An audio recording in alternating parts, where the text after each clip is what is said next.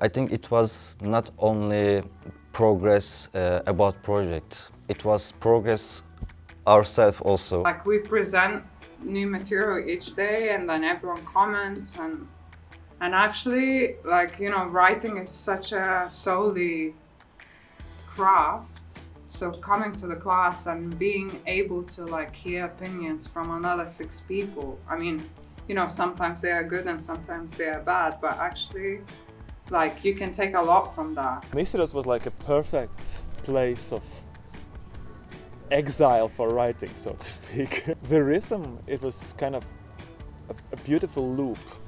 It worked. The combination of the environment and of the group sessions and the alone time for writing, perfect.